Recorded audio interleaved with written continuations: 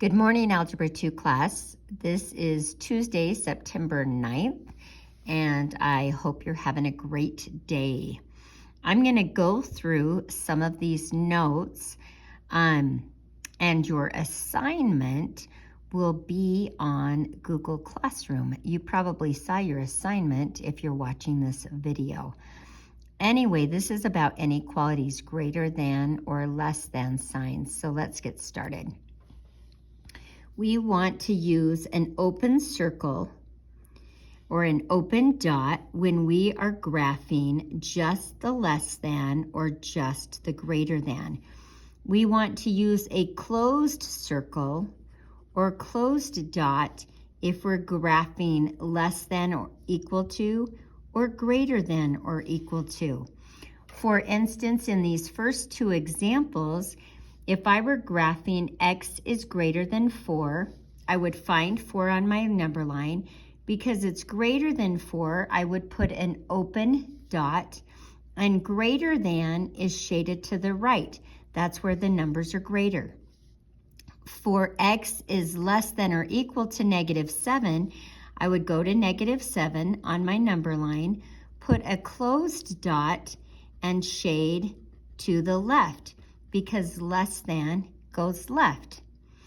For x is greater than or equal to -2, go to -2, put a closed dot, and because it's greater than, the bigger numbers go to the right. Greater than -2 would go right. And x is less than 11, because it's simply less than, I go to 11, draw an open circle, and less than is shaded left. So that you learned in algebra and pre-algebra. What you don't know or may not have learned is how to write your answer to an inequality as an interval. It's called interval notation. Interval notation is a way to write a solution. Anytime you have an open dot, we're going to replace it with parentheses. Anytime you have a closed circle, you're going to replace it with a bracket.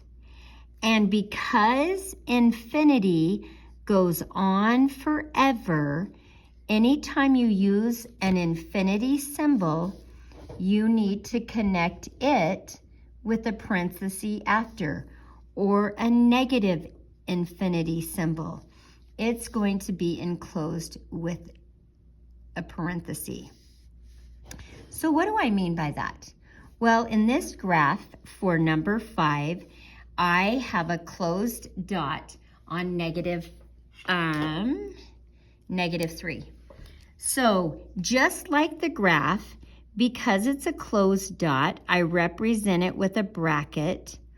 I write a -3, and it's shaded to the right to infinity and beyond. So I write it's going to infinity, and when I finish writing it's going to infinity, I put a parenthesis.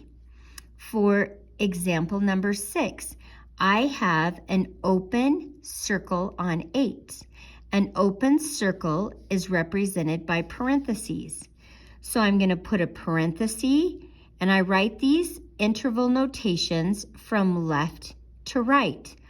So 8 is on the left of the graph, and it's going forever in the right direction, so it's going to infinity. Compare that to problem number 7 down here.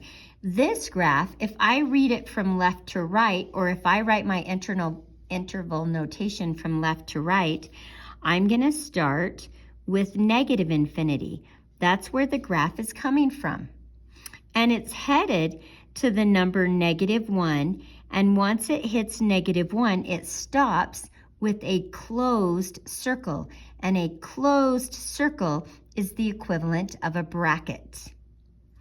On problem 8, if I'm going from left to right, then I'm coming from negative infinity, because it's going to the left forever, comma, I'm stopping at the number 5, but because it has an open circle, I want to connect it with a parenthesis instead of a bracket. So let's review that. Parentheses are used for open circles. Brackets are used for closed circles. And infinity is always a parenthesis because you never reach infinity. It goes on and on forever. When you're writing inequalities like this, we want to put the interval notation. So I would, because from the left side, it's going to infinity, from negative infinity.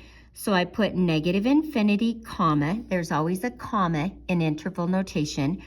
It's stopping at -4, but because that -4 is not part of the answer, I put a parenthesis because it has an open circle. For the next one, I'm going to start at 3. The first dot, or the first piece of graph I have, starts at a 3. And I need to correct myself because that is a closed circle. My 3 is going to have a bracket. And then that graph is headed to infinity. For example 3, I'm coming from negative infinity, which is a parenthesis, and I'm headed to -13. Because -13 has a closed circle, I have a bracket. For problem number 4, 11, the first piece of graph that I get to is 11. It's an open circle, so it's a parenthesis, and it's headed to infinity. And infinity is always connected with a parenthesis. On problem number 5, the first number on my graph that I get to as I look from left to right is a 3. On that 3 is a solid closed dot, and that graph is headed to infinity. And that's how you do interval notation.